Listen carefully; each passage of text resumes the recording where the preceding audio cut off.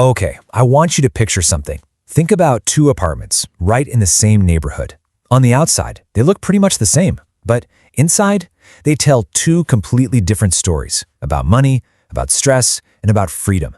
And I'm willing to bet one of them sounds a lot like your own situation. So in the first apartment, we have someone earning a pretty good income, right?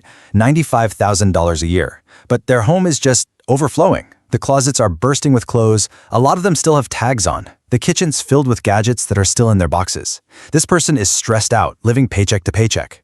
Now, right next door in the second apartment, someone earns just $52,000, but inside it feels different. There's space to breathe.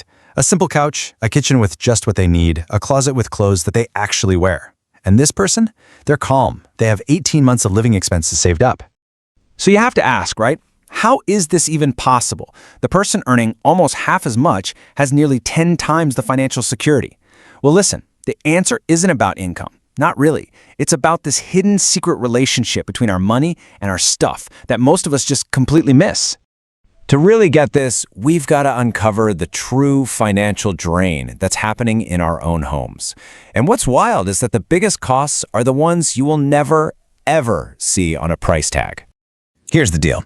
Every single thing you own costs you money twice. The first cost is obvious. It's what you pay at the register. But the second cost, that's the real killer. It's this ongoing price you pay in storage, in maintenance, in mental energy, and in lost opportunities. You know, the purchase price is just the entry fee. The second cost, that goes on for as long as you own the thing. Let's make this super real. Think about a treadmill. It takes up, about 20 square feet in your home? In most cities, that space is costing you somewhere between $600 and $1,000 a year in what is basically rent for that object. You are paying up to $1,000 a year just to store something that, let's be honest, is probably just holding your laundry right now. Or how about a boat?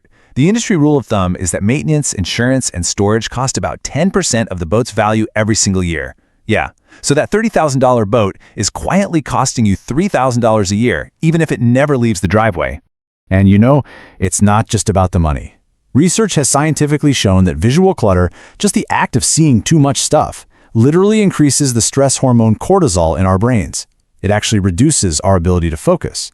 Your possessions are creating this low-grade, constant stress that you probably don't even notice anymore. But this is the one that really gets me. Opportunity cost. That $15,000 you spent on a fancy home gym, if you had just invested that money in simple index funds 15 years ago, it could be worth over $50,000 today. You didn't just buy a home gym, you traded it for a huge piece of your future financial freedom.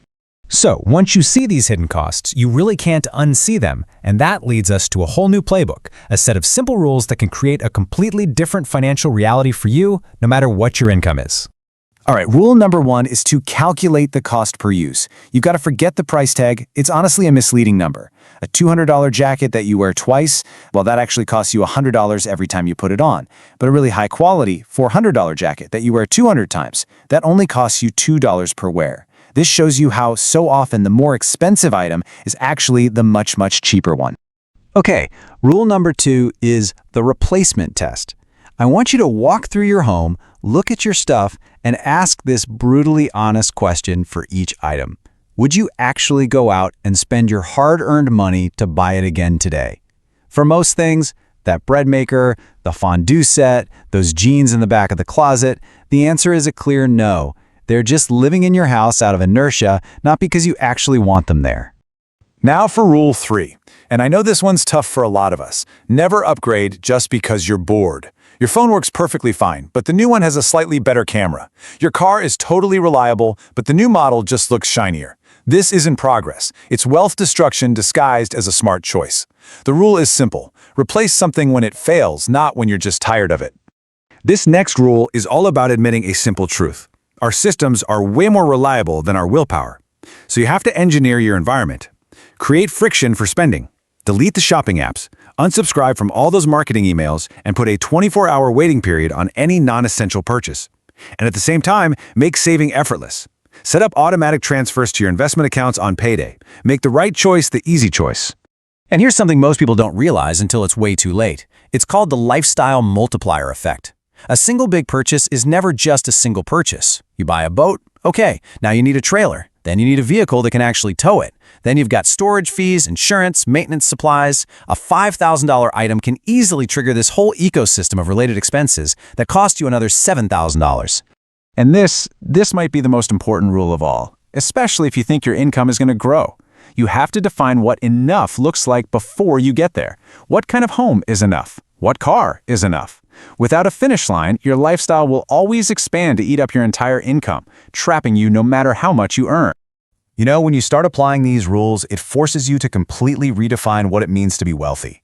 It shifts the focus away from the things you can show off and puts it squarely on the life you can actually live. So, the crucial point is this. True wealth isn't about accumulation. It's about optionality. It's the ability to say no to a job that's crushing you. It's the freedom to take 6 months off to care for a sick family member. It's the power to start a business or move to a new city just because you want to. Every dollar that's tied up in stuff you don't really need is a dollar that can't buy you those options.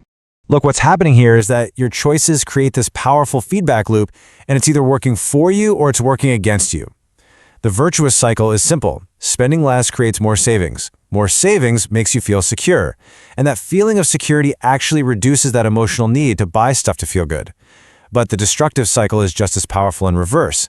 Spending more leads to insecurity, which then drives more emotional spending to get some temporary relief, which just deepens the financial anxiety.